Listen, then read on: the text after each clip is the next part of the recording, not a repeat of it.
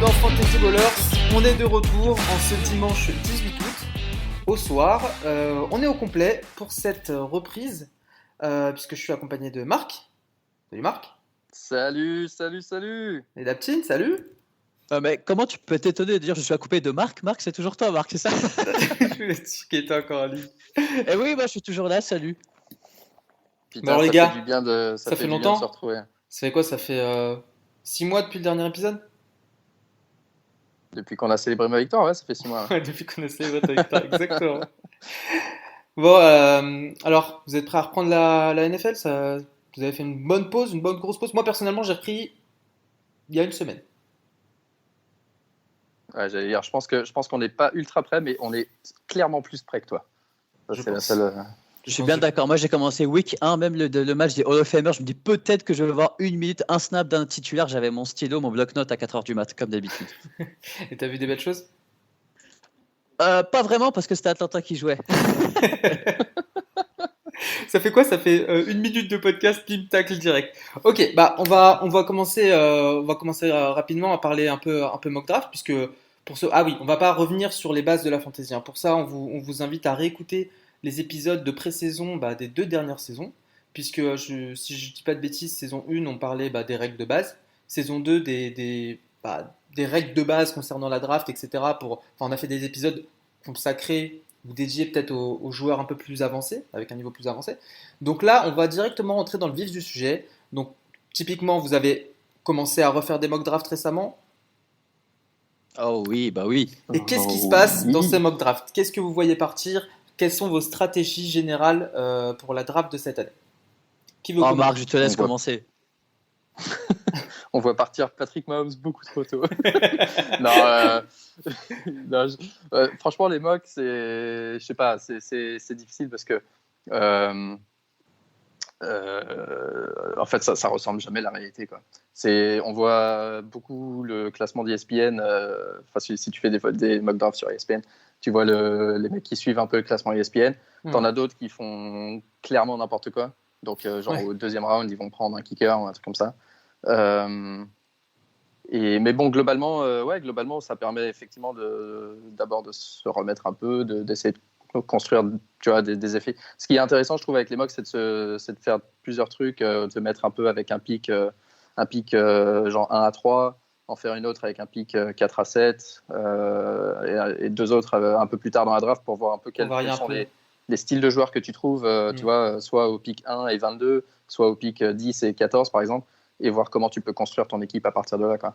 Pour le coup, moi j'ai vraiment cette impression que tu as 5 running backs qui partent très vite et après beaucoup de receveurs. Donc effectivement, que tu sois dans le pick order de 1 à 5 ou alors derrière, ça peut changer radicalement la manière dont tu vas composer ton équipe. Ouais, c'est comme l'année dernière, un petit peu l'année dernière, je sais plus si c'était 5 ou 4 ou 6, mais c'était pareil, il y avait un groupe de running back qui partait, et puis le premier mec à avoir les couilles de prendre un receveur, tu sais qu'il lui faisait sa draft un peu différemment, mais ouais, typiquement, il y a beaucoup de running back qui partent au premier round. Ouais, il faisait tellement bien sa draft que tu sais que le mec a drafté le premier le receveur, il a pas gagné sa fantasy l'année dernière. C'est vrai. Mais non, mais En ouais, même temps, est-ce que le mec qui avait drafté le premier running back avait gagné sa fantasy? je reçois Marc, Marc, attends, parce qu'on a le gagnant de l'année dernière, Non. Monsieur Marc Kiscofi. Non, l'année dernière, celui qui avait drafté le premier running back, c'était Todd Gurley. Ah oui, effectivement. Ouais. Forcément, mais non, par contre, effectivement, c'est vrai Je que crois que l'année c'était dernière, Le'Veon Bell qui était parti en premier, mais effectivement. non, c'était Gurley. Mais l'année dernière, moi, j'avais drafté 8e, je crois, dans les 2 drafts, enfin, dans les 2 ligues principales qu'on fait. Et dans la Ligue FB, j'avais Fournette qui a été très décevant. Et dans l'autre, j'avais Hopkins qui a été, je ne sais plus si ça a été le meilleur receveur de l'année, ou en tout cas un des top 3.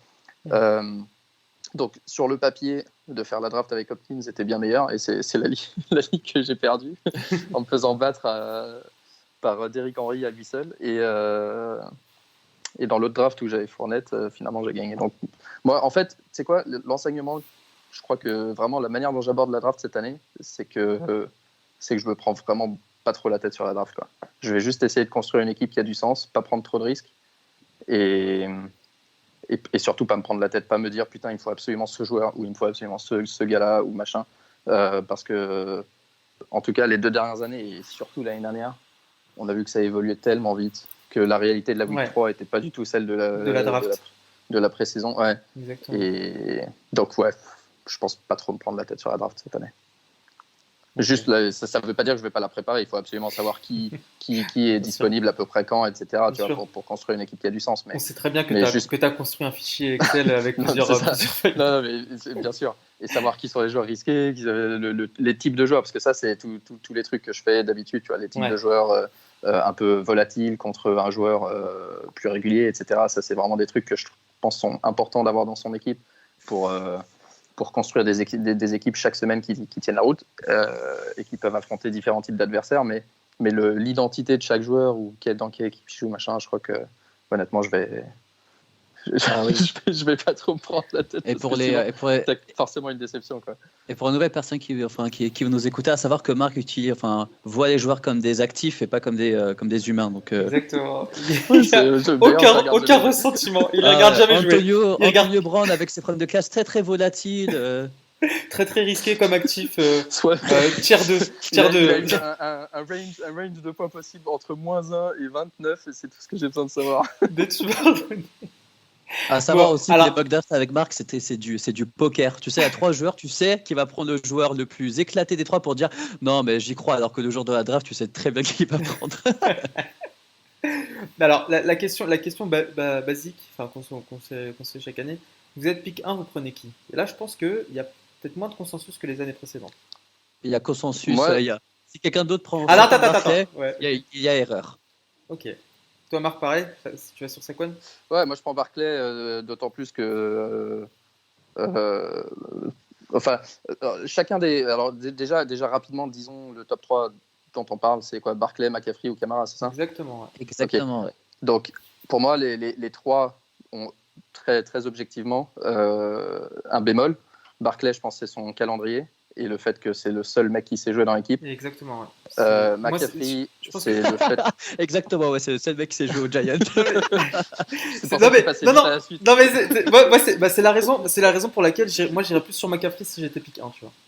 Ouais, McCaffrey, j'ai lu. Toi, t'as oublié qu'il y avait Cam Newton de l'équipe de McCaffrey. Oui, mais là, il risquait de pas avoir la goal line. Non, mais regarde les stats de McCaffrey, on a beaucoup moins l'effet Cam Newton que l'année dernière. C'est-à-dire que moi j'avais mis. Parce qu'il était blessé.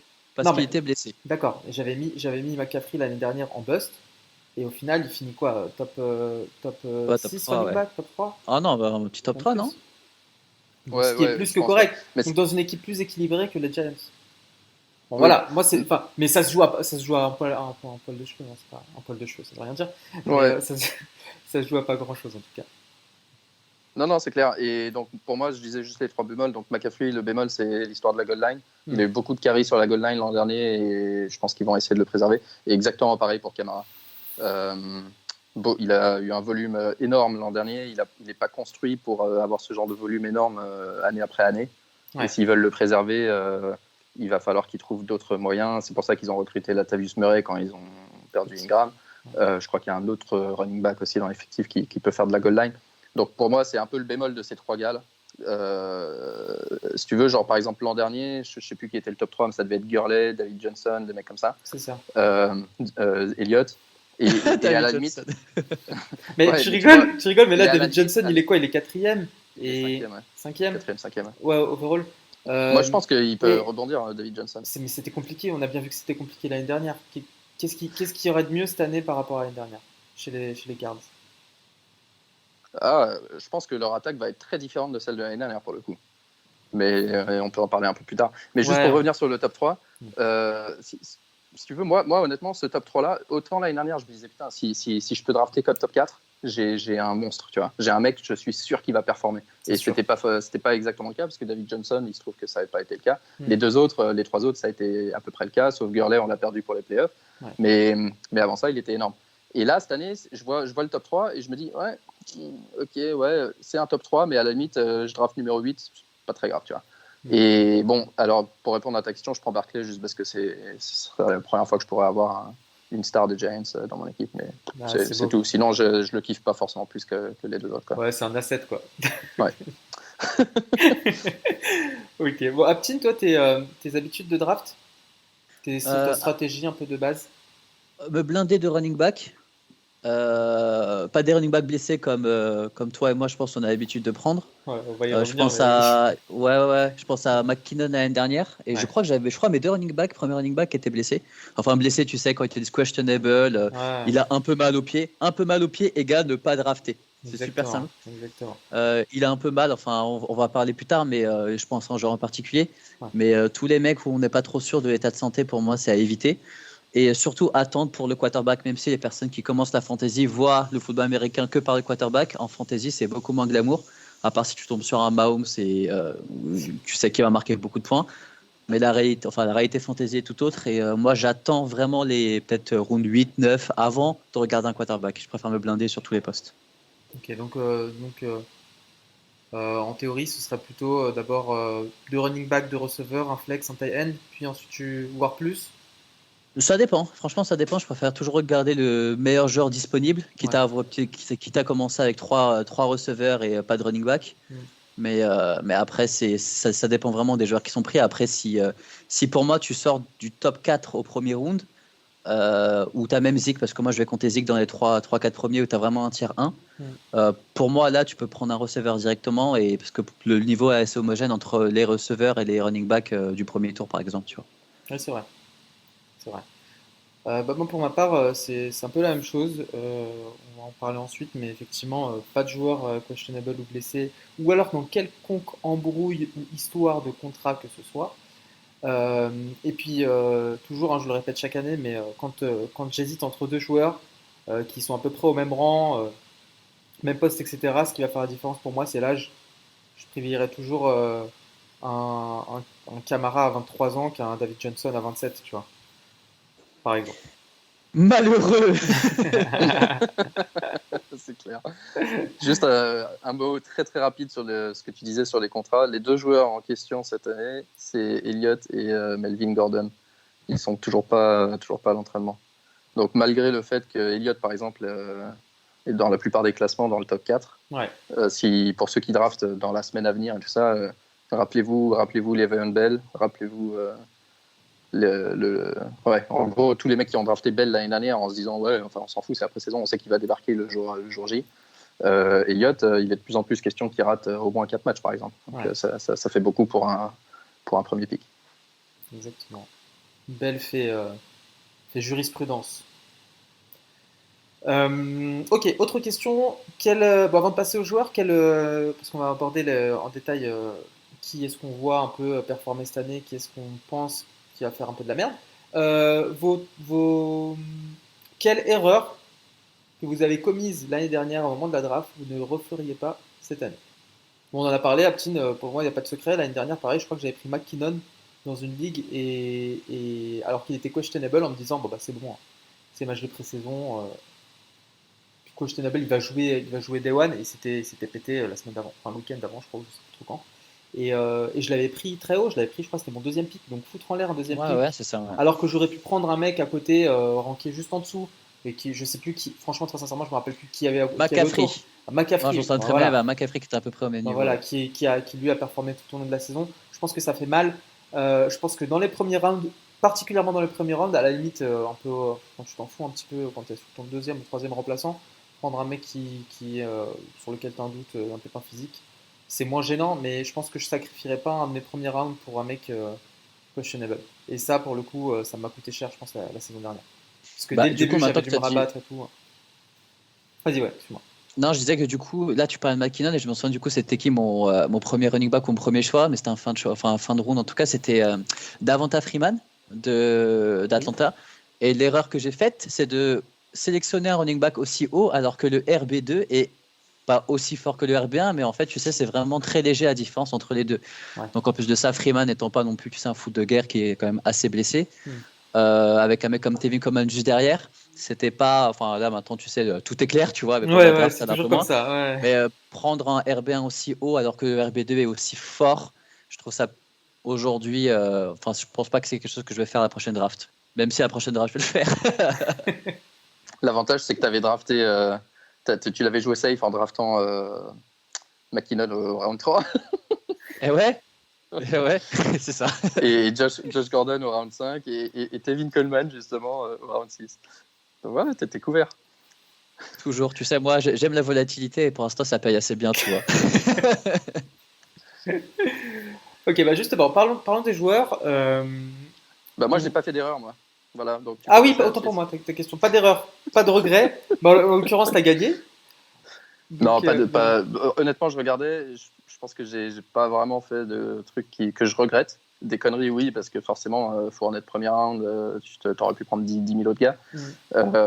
Mais c'était le mec à prendre avec les infos qu'on avait. Mais par contre, je regardais un truc que potentiellement j'éviterais de refaire, même si ça me plaît, la théorie. C'est que j'ai pris Mark Ingram au round 4 alors qu'il était suspendu 4 ou 5 matchs, je sais plus. 5 matchs et il avait la bye la week 6. Enfin, en gros, je sais que j'avais genre 6 semaines sans lui, un truc comme ça. Ouais. Peut-être qu'il revenait week 5 et ensuite ils avaient bye week 6. Donc en gros, je comptais pas sur lui la première moitié de saison. Et l'an dernier, je sais que j'ai vraiment galéré plus que nécessaire au début, même si je pensais que j'aurais une équipe qui me permettrait de rester à peu près à flot dans le top 6 pour me qualifier pour les playoffs et que du coup l'addition d'Ingram en deuxième moitié de saison m'aiderait. Finalement, je me suis retrouvé vraiment en galère. J'ai failli pas me qualifier. Ce qui aurait été dommage parce que j'avais vraiment une équipe très forte à la fin, ce qui était prévu, mais je me suis vraiment mis en danger un peu inutilement avec ça. Donc, encore une fois, essayer de vraiment minimiser les risques à la draft finalement. Ouais, donc pareil, au même titre que les joueurs blessés, questionable, tous ceux qui ont des suspensions, à pas prendre trop haut, quoi. Ok, bah écoute, on enchaîne avec nos joueurs. On va citer à la volée des joueurs, parce que, enfin, les joueurs, enfin, les breakouts et les busts, je mets des guillemets que vous ne voyez pas, parce qu'il y en aura qui forcément seront des breakouts pour certains, des busts pour d'autres, et inversement. Donc, qui veut commencer à citer ces joueurs? Alors moi, je vais juste attendre que vous citiez votre pour vous tacler derrière. Je vous écoute. D'accord. C'est bien d'avoir le support de ses collègues. Ouais, on peut commencer avec le quarterback. Moi, j'en ai qu'un. Enfin, ce sera pour moi un breakout. Je sais pas, Aptin, t'avais vu l'année dernière que je l'aimais pas mal et je l'avais gardé sur mon banc pendant longtemps. Je sais qui c'est. C'est Sam Darnold. Sam Darnold que j'avais bien aimé dans le jeu, il se déplace bien, il est mobile, même si en fantasy il n'a pas été très bon. Sur le terrain, j'aimais bien sa manière de jouer, il a un bon bras. Il avait notamment fait briller par moments des Robbie Anderson ou des Quincy et Nounois qui faisaient office de bons flex certaines semaines selon les Est-ce que c'était pas le contraire? Est-ce que c'est pas Robbie Anderson qui avait fait briller Sam Darnold? C'est une bonne question. Bon, cette année, les Jets récupèrent Jamison Crowder qui était pas mal du tout chez les Redskins. Et en comparaison, l'année dernière aussi, les Jets avaient un jeu au sol pas très élaboré. Et je pense que l'arrivée de Bell au sol changera peut-être un peu la donne, rééquilibrera un petit peu le jeu et donnera un peu d'air à Sam Darnold. Donc pour moi, un joueur à suivre. Un bon QB2. Non, rien à ajouter, je suis d'accord. En plus, tu as dit que les Von Bell. Bah non, mais franchement, je m'attendais à une bêtise, mais non, mais oui, à travailler. Non, mais je suis d'accord avec toi, surtout que les Von Bell, tu as dit jeu au sol / air, parce qu'il rapporte quand même, enfin, en tout cas, la dernière année. Enfin, Big Ben, ça sera pas, enfin, c'est pas Sam Darnold. Enfin, Sam Darnold n'est pas Big Ben, mais tu peux compter sur, franchement, entre 500 et 800 yards dans les airs de Le'Veon Bell s'il se blesse pas. Donc, dans tous les cas, il peut que faire briller Sam Darnold. Ok. Bon, bah, c'est bon, on est d'accord là-dessus. Mais t'inquiète, je sais que j'en ai derrière qui vont créer la polémique. On compte sur toi, Soufiane. T'inquiète pas, tu peux. Ok, Marc. Moi, mon breakout en quarterback, ça sera Lamar Jackson, qui a le cheat code. Le cheat code de la fantasy, c'est un quarterback qui ajoute des points avec ses jambes. Et l'année dernière, pendant ses starts, il a en moyenne 17 rushs par match. Et ça générait 11,4 points fantasy par match, juste avec ses jambes. Donc ça, c'est pour moi vraiment le cheat code. Si en plus, il s'améliore légèrement à la passe avec sa deuxième année, notamment avec l'arrivée du coordinateur offensif Greg Roman, qui, pour info, avait travaillé avec Kaepernick aux Niners quand Kaepernick était bon et quand il s'est barré, Kaepernick est devenu nul. Et avait aussi travaillé avec Tyrod Taylor à Cleveland, je crois. Et pendant une période où Tyrod Taylor donnait presque l'impression d'être à Buffalo plutôt, donnait l'impression d'être un bon quarterback. Et donc voilà, moi je pense que Jackson, je le vois relativement tard, je le vois en dehors du top 12 dans les quarterbacks en draft, dans la plupart des drafts. Pour moi, c'est mon breakout.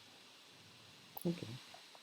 Vous n'avez pas de bust, tout se passe bien pour vous, que des mecs qui vont exploser. Mais on peut passer au bust après. Ouais. D'accord, ok. Donc, breakout, je vais mettre Kyler Murray, premier choix de draft qui a été pris par Arizona Cardinals.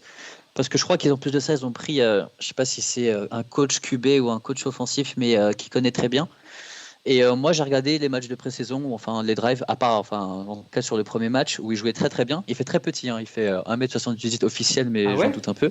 Ouais, très très petit. Tu le vois à côté de ses linemen, on dirait, tu sais, les enfants, là, Make a Wish, quelque chose. Et non, mais franchement, j'avais vu ça m'a fait rigoler. Mais très très fort. En plus, il a un bon bras. Pour moi, c'est un peu la version de Lamar Jackson réussie. Parce que moi, Lamar Jackson, je suis pas fan du tout. Et en plus de ça, je me dis que je fais partie des personnes qui pensent que David Johnson va faire une superbe saison. Et pour moi, ça va profiter à Kyler Murray. Donc Kyler Murray, breakout. Je pourrais même le prendre avant un Drew Brees, un top 10. Donc c'est vraiment quelque chose en. Donc ça veut dire que ça veut dire que s'il reste Murray et Brees à la draft, vous pouvez être sûr Captain prend Brees. D'accord, on verra. non, mais c'est bold dans le sens où c'est vrai que c'est quelqu'un qu'on n'a pas vu jouer du tout, bon, hormis pendant les matchs de pré-saison. Bah, parle pour toi, mon gars, parle pour toi. Nous, alors attends, justement. On regarde le collège. Ça, c'est un truc que j'ai oublié dans ma stratégie de base. C'est de jamais se regarder la pré-saison ou se fier au match de pré-saison. Et quand je dis regarder, parce que moi l'année dernière j'ai regardé la pré-saison en me disant non mais Soufiane, te fie pas à la pré-saison, et malgré tout, involontairement ça m'a influencé. Du coup j'ai pris des mecs qui au final n'ont pas fait grand chose.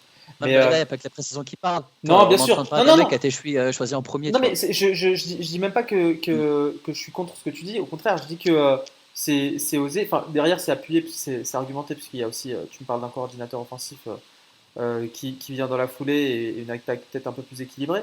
Mais ouais, c'est un bon pari. C'est un bon pari. Ouais.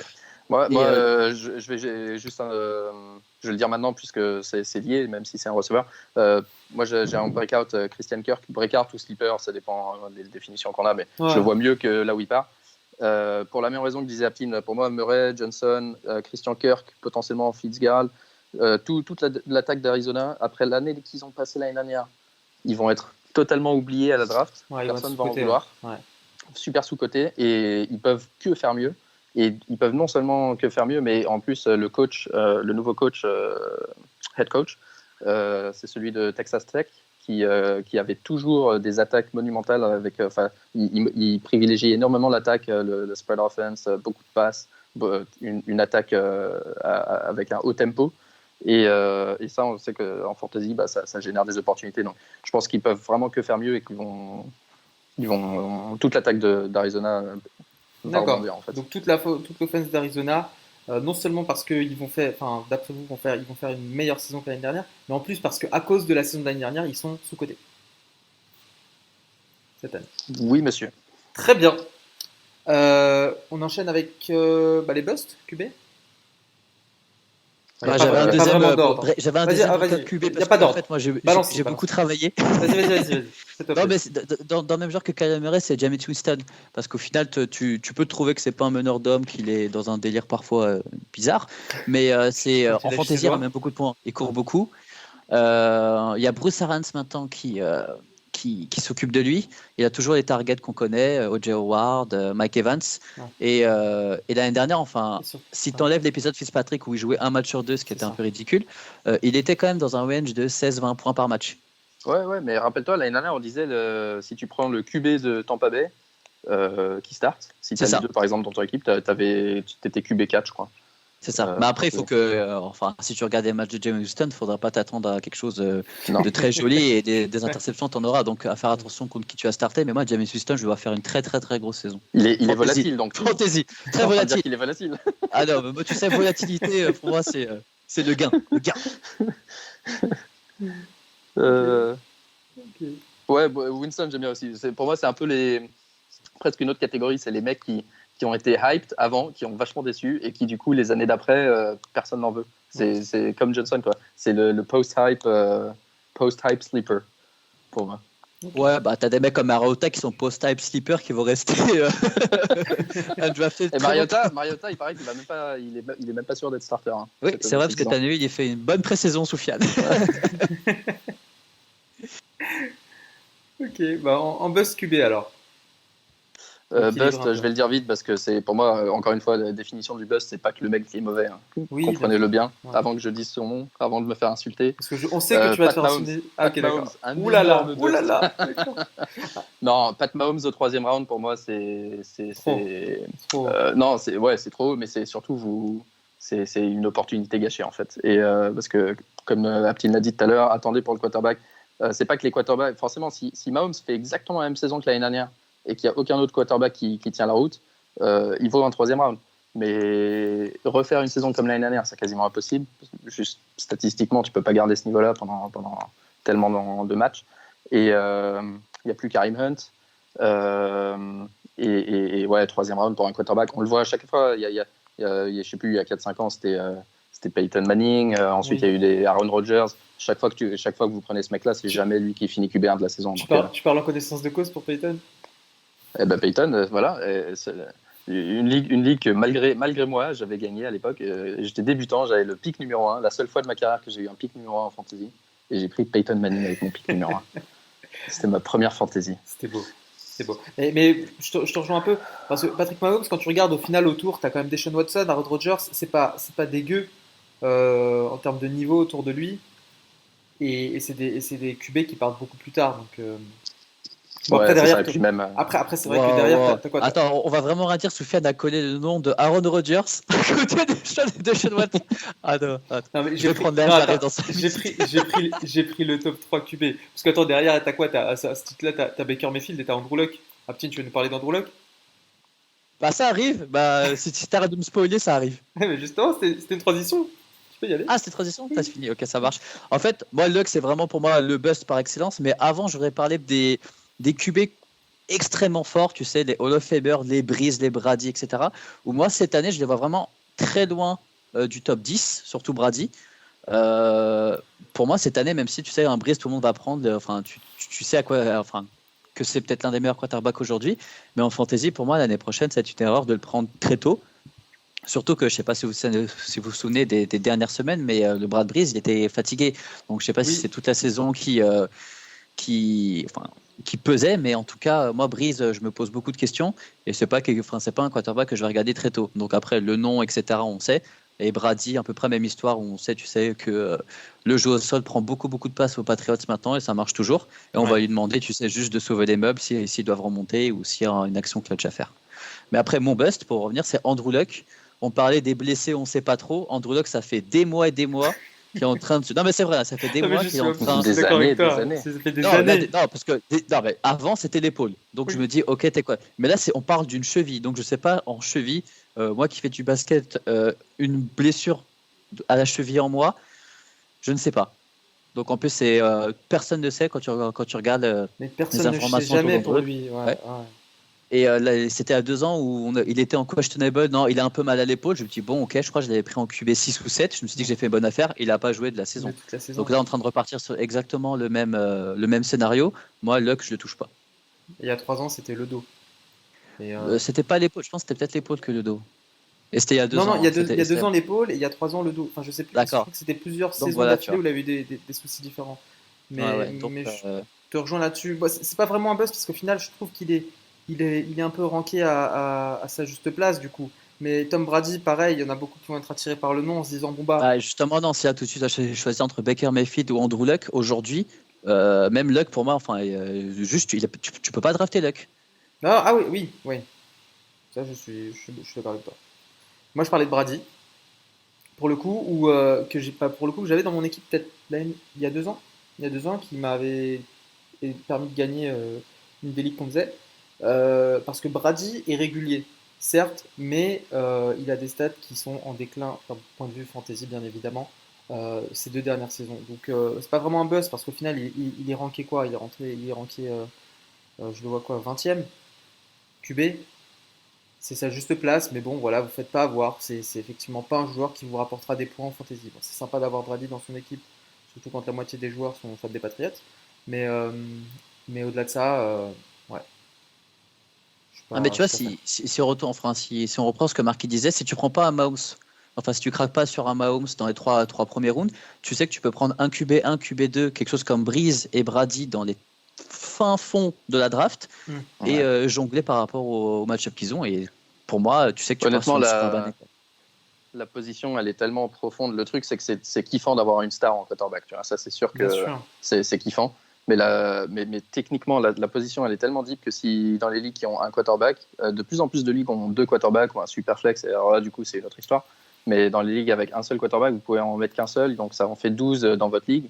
Il y a 30 équipes. Disons il y a les, 20 quarterbacks qui tiennent la route. C'est pas la peine d'en drafter un trop tôt, parce que la différence entre un mec médiocre et un mec ultra bon est pas énorme par rapport à cette même différence sur des running backs ou des receveurs. Vous avez d'autres quarterbacks dont vous voulez parler? Non. Non, la suite. La suite, on passe au running back, Voilà, le plat principal. le plat principal. Ce sera mon premier pick, personnellement, pour ma part, un running Todd back. Gurley, bust. Todd Gurley bust. Alors dis-nous Ah ouais, tout. toi, tu prends un top 2, enfin, le premier running back, tu dis bust. C'est parti, Alors allez, les franchement, gros titres. j'ai repris Le justement buzz. Moi, je suis là pour quand faire le j'ai buzz. Moi. le putaclic. Pat Mahomes, Cliquez, bust. on Todd a Gurley, ranké bust. Todd Gurley 20e. Pourquoi? Venez voir. Non, personnellement, c'était une de mes premières surprises quand j'ai repris les mock drafts, c'est de voir Todd Gurley aussi bas dans les rankings de running back. Marc, dis-nous pourquoi t'es pas convaincu par Todd Gurley Ouais, cette saison. j'avoue, du coup, c'est peut-être pas un bust en fait. Non mais si, Il est si, quoi parce que RB, où est-ce qu'il est je vois 10e en RB. Ouais, il est début du Ouais, deuxième round, hein, je RB11, crois. là, je vois. Ouais, RB11. Bust, parce que on l'a vu à la fin de la saison dernière, euh, il a commencé à perdre un peu physiquement. Ils n'auront pas envie que ça leur arrive à nouveau. Ils ont drafté, ils ont même fait un trade pour pouvoir drafter Darrell Henderson dans le 3e round de la draft cette année, un rookie. Euh, et, euh, et je pense que tous ces signes indiquent un peu que ces jours à faire, je sais pas comment il avait, 30 carries par match, un truc comme ça, à C'était porter la énorme. balle. C'était énorme. Combien? C'était Ouais, énorme, ouais. ouais. Je me rappelle plus les chiffres, mais c'est ça. Et donc en gros, s'il a plus que, disons, 70% de la production des running backs des Rams, au lieu d'être le meilleur running back, ça sera justement autour de 9e, 10e. Quoi. Et donc je pense que son ranking autour de RB10, c'est pas trop ridicule. Mais je suspecte que sa position à la draft moyenne est supérieure à ça pour le moment. J'avoue que j'ai pas vérifié, mais je pense qu'il va partir. Il va partir assez tôt et je suis pas sûr. Ça serait pas un mec que je targeterais en tout cas, si je peux l'éviter. Sauf si j'ai un pic fin de 2e round et qu'il est encore là peut-être que je le prends. Mais... Ok, donc committee chez les Rams, c'est un Todd Gurley beaucoup moins performant que l'année dernière. Ouais. Ok. Aptine? Non, mais juste déjà, je suis d'accord hein, Pour Gurley? pour Todd Gurley. Ouais, parce qu'au final, quand tu te fais sauter par CJ Anderson, c'est qu'il y a un problème. Et en fait, quand bien même, tu sais, il va être. La phrase est Comment je dure. peux dire quand bien même, tu sais, il n'est pas blessé, tu vois. À la moindre alerte, il jouera pas. C'est aussi simple que ça. Ouais, Donc c'est ça. où tu prends, Et où tu as confiance sur Gurley et tu prends Anderson derrière, qui est un super joueur, ou tu veux dormir tranquille et tu vas sur quelqu'un d'autre. Ok. Marc, pour répondre à ta question, c'était 22 carries par match en moyenne la saison dernière. Carry, hein, sans nombre de, Non, 22 de carries, passes qu'il prenait. Hein. plus les passes, les trucs. Ouais, bien sûr, bien sûr. Il était sur le terrain tout le temps. Quoi. En buzz, je vais mettre, tu sais, tout le backfield de San Francisco. Ouais, Pourquoi T'arroses. Vas-y. Ouais. Non, parce que c'est super simple. Au final, tu as 3 bons joueurs de même niveau sur le poste. On a McKinnon qui revient de blessure, Ouais. qui reste. Je sais même pas en fait aujourd'hui c'est quoi le depth chart pour dire c'est qui le premier parce que pour moi ils ont tous le même niveau. Je pense en tout cas que c'est. Je suppose que c'est McKinnon le premier aujourd'hui. Tevin Coleman qui retrouve ton ancien ami Soufiane. Kyle Shanahan. Exactement. Donc, qui connaît bien, je pense que celui a demandé de venir, c'est qu'il compte utiliser un minimum. Exactement. Et Robocop. Robocop, a.k.a. Highlander, a.k.a. l'immortel. Matt Breda. Voilà, Matt Breda. Ouais. Donc au final, tu as 3 très beaux running backs dans la même équipe où je me dis, ça sert à rien d'aller en chercher un des 3 très tôt. Parce que tu sais que c'est des bons noms, tu sais que c'est des gros noms, tu sais qu'ils vont jouer. En plus, avec le retour de Garoppolo, normalement, il doit avoir beaucoup plus de jeux offensifs. Mais tu choisis quel en premier? Tu le choisis quand? Et ça, c'est vraiment un casse-tête que je vais éviter d'avoir cette année. Donc, pas en bust, parce qu'on sait qu'à un moment, il y en a un qui va se blesser, on a vraiment peut-être un qui va. Alors là, je sens que tu vas finir ma phrase. Vas-y, je t'en prie. Non, je voulais pas finir ta phrase. Du coup, je t'interromps. Mais non, j'allais juste dire que parmi les running backs de San Francisco, le seul qui m'intéresse, moi, c'est par rapport à sa position de draft, c'est Brida. Parce que justement, on sait qu'un mec qui peut exploser, qui peut outperformer énormément sa position de draft, fait généralement partie, en running back en tout cas, fait partie d'un backfield un peu dont on ne connaît pas trop qui sera le leader, tu vois. Donc du coup, forcément, leur position de draft est assez basse. Où il y a des blessés, où il y a des machins, et qui font partie d'une bonne attaque. Il ne faut pas oublier que Garoppolo revient normalement. Donc pareil, San Francisco, un peu comme Arizona, devrait être meilleur, en tout cas offensivement, que l'an dernier. Et Breda, actuellement, est drafté dans le 10e round en moyenne, alors que Coleman dans le 5e. Donc moi, je laisserai tranquillement les gars drafter Coleman, et je prendrai peut-être Breda comme un sleeper en deuxième moitié de draft, avec le potentiel, en me disant il a de l'upside, il a montré qu'il pouvait être, il est pass catcher, il peut porter la balle. Le mec se blesse jamais, il a mal partout, et il joue quand même. Donc voilà, un petit sleeper pour moi dans ce backfield, mais globalement, je suis d'accord avec toi. Ouais. C'est pas un backfield que je target. Ok, bah moi en bust,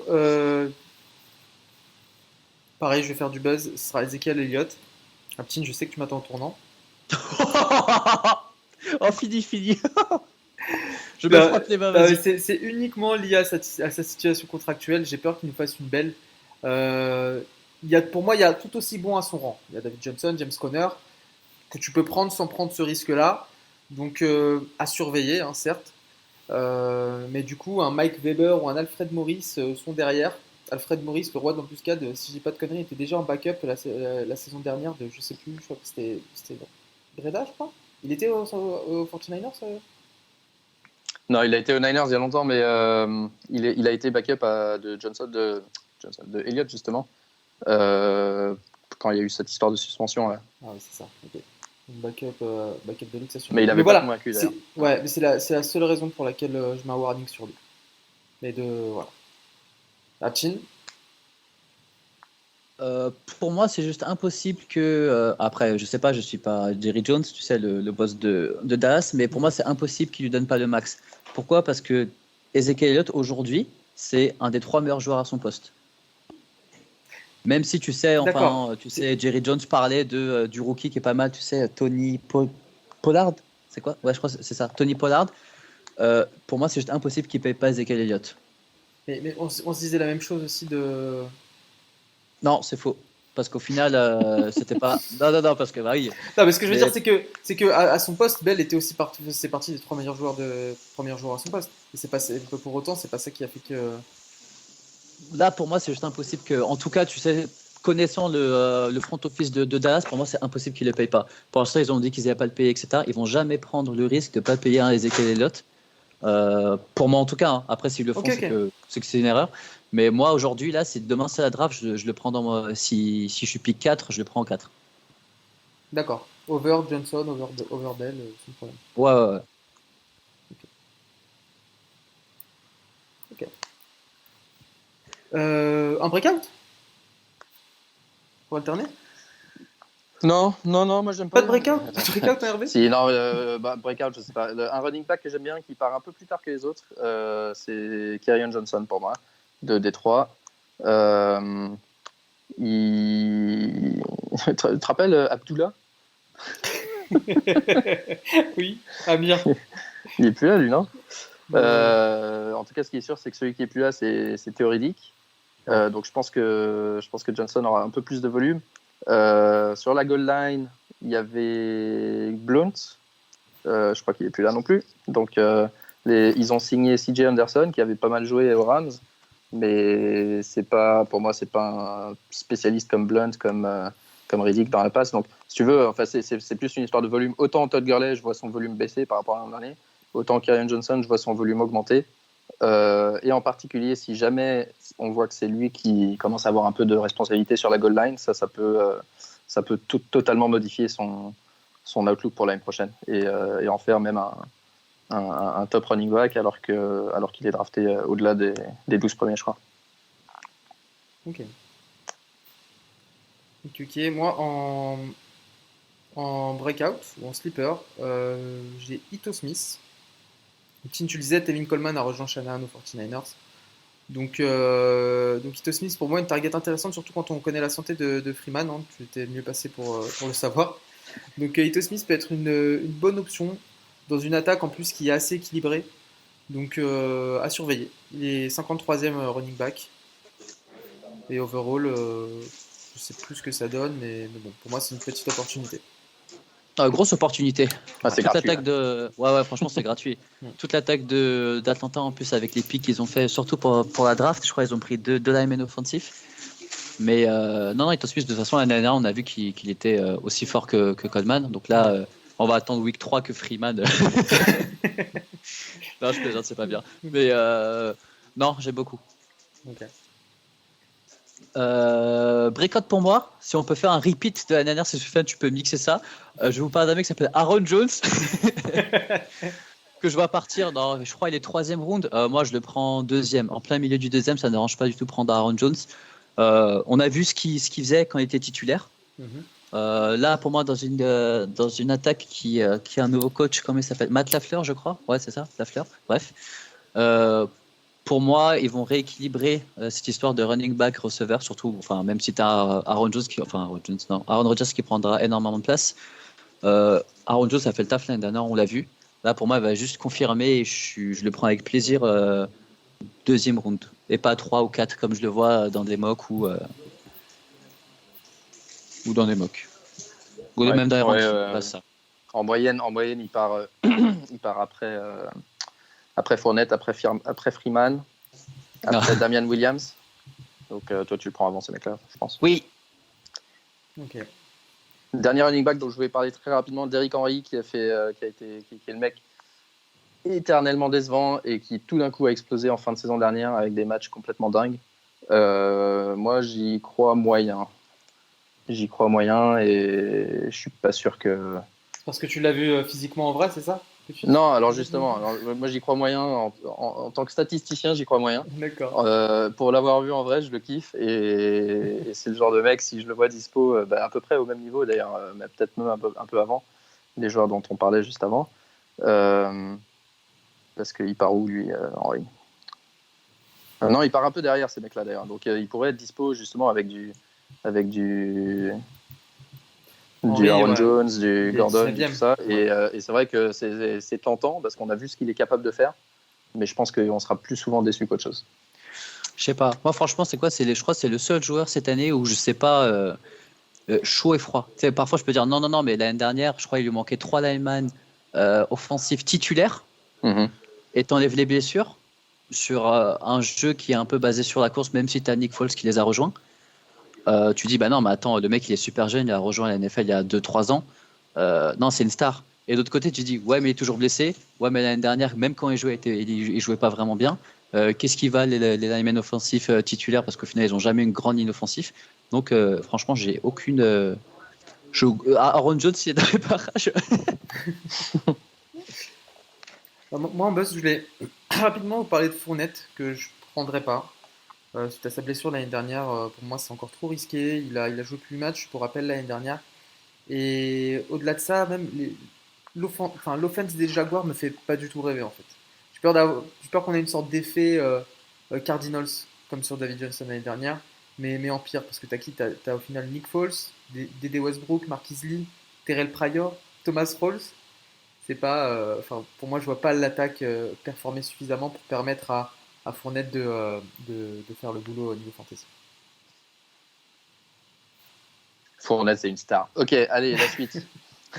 Plus de running back, moi j'avais peut-être un dernier breakout. Je pensais à E-Killer des Chargers.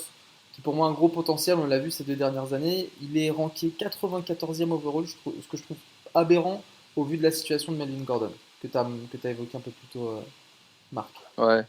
Il part plus tôt que ça hein, sur les drafts. Moi, je vois qu'il part 69e en tout dans le 6e round. Ok. Donc, son ranking est peut-être pas encore tout à fait à jour. Hein. Ouais, qui pourrait faire un très bon Mais RB2. effectivement. Easy. Ok, bah on enchaîne avec les receveurs alors. Ah bah attends, mais tu me crois là, les Saints sont en train de jouer contre les Chargers et Killer est déjà 10 yards. Mais regarde pas la pré-saison, t'as dit, regarde pas la pré-saison. Non, je regarde tout, moi. Dès qu'il y a une balle qui va, je suis content. Ok, les receveurs. Et après, on aura fini.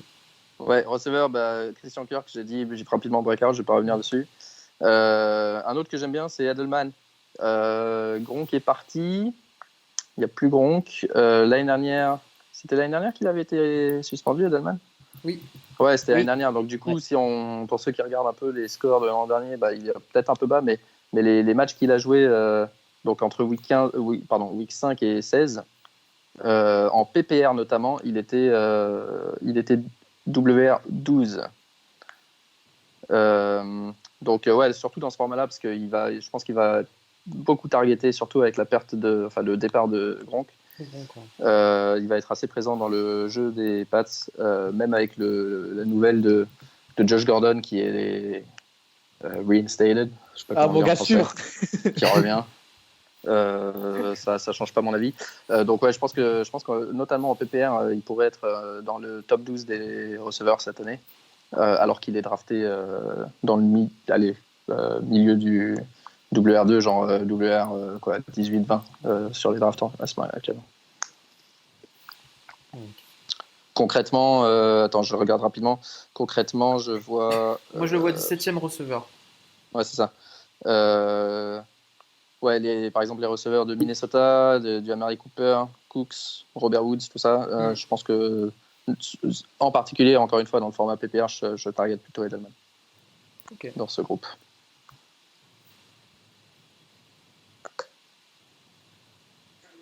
Dès j'enchaîne. DJ Moore, la future target numéro 1 de Cam Newton. Après, quand on en parlait un peu au début de l'épisode, mais si Cam Newton joue bien, enfin s'il n'est pas blessé, pour moi DJ Moore est un très bon receveur 2. Donc pour moi là tu me dis Edelman ou un DJ Moore, pour moi c'est un peu kiff-kiff. Donc tant que Cam va, Moore va. Je sais pas si... c'est beau comme citation, faudra la sortir. Tant que Cam va, Moore va. Et toujours lié à la santé du quarterback, j'ai Dante Pettis des 49ers, que j'aimais beaucoup l'année dernière. Enfin, je crois qu'il y avait un peu breakout moitié de saison, avec, je sais même plus c'était qui le quarterback, Mullens, je sais plus c'était quoi. Mais en tout cas, non, je sais même plus c'était quoi. Mais il était déjà fort avec ce QB, donc je me dis si Garoppolo se blesse pas, Pettis peut faire une super saison. Même si pour l'instant, j'ai l'impression qu'il doit pas mal cravacher pour avoir son statut de WR1, parce que je crois qu'ils lui font jouer des matchs de pré-saison parce qu'ils estiment qu'il n'est pas prêt, peut-être aussi pour lui faire peur, etc. Ou en plus, tu as pas mal d'autres jeunes qui viennent d'arriver, parce que même si lui c'est un première, maintenant deuxième année, tu as d'autres gars comme Deebo Samuel qui font le boulot, des Marquis Goodwin qui sont toujours là, ou même un Jalen Hurd, je crois que j'avais vu, qui était pas mal aussi. Mais pour moi, Petit, c'est peut-être le receveur à targeter dans ce backfield, enfin pas backfield, chez les 49ers.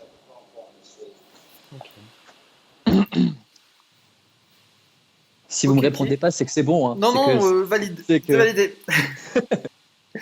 Moi, je vais rester chez les Falcons. Je vais recommander Calvin Ridley.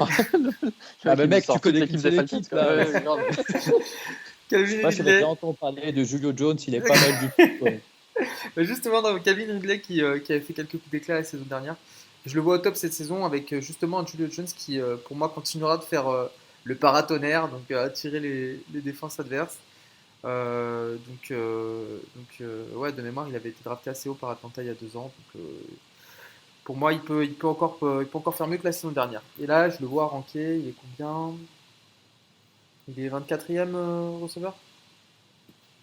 Et pour moi, c'est un WR2 solide. À sa place.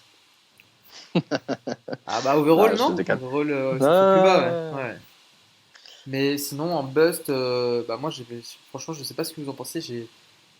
Pareil, allez, putaclic, j'ai peur d'Antonio Brown. Ouais, pourquoi d'abord? Et après, on dira si on est Je d'accord. sais pas, psychologiquement, qu'est-ce qui se passe? Mais psychologiquement, moi, je vais te dire, quand ça a commencé, depuis qu'il s'est pris sa commotion sur Vanta Zeberflicht en playoff contre les Bengals, je lisais un article au début, c'était pour rigoler, tu vois, c'était les NFL même qui avaient fait une blague. T'as un vrai site qui a repris et qui a dit non, mais vraiment, quand il a pris son choc, il est parti en vrille totale. Donc après, moi, je suis pas d'accord parce que je pense que il va lui donner beaucoup de ballons. Donc dans tous les decks qui seront en PPR, pour moi, il sera très très fort. Je le vois pas aussi fort qu'avec Big Ben parce que au final, Big Bah, Ben, si Derek Carr c'était un c'est quart de Big Ben, on serait au courant aujourd'hui. c'est ce que j'allais ajouter. Moi, ce qui me fait le plus peur au final dans tout ça, c'est Derek Carr. Et ouais, je pense que ça va lui monter un peu à la tête parce que même cette histoire de casque, au final, c'est pas fini. Même si je pense qu'il y aura aucun impact sur la saison, sur son niveau fantasy. Il y a trop d'histoires aujourd'hui, tu vois. Il y a Ouais. beaucoup trop d'histoires qui n'ont pas lieu d'être avec Antonio Brown. Où à un moment, tu pensais peut-être que c'était Steelers qui était fautif. Bah, pas du tout, et ça, je suis bien content. Hmm. Mais moi aussi, je me pose des questions. Mais pour moi, je ne mettrais pas un bust, etc. Mais je me dis juste que tu sais ce que tu vas avoir avec un Antonio Brown. Beaucoup d'histoires. Je pense pas que ça sera pas du tout par rapport à son jeu. Et pour moi, il va faire tous les matchs. Mais va falloir que tu sois accroché, quoi. Est-ce que tu le draftes au deuxième tour?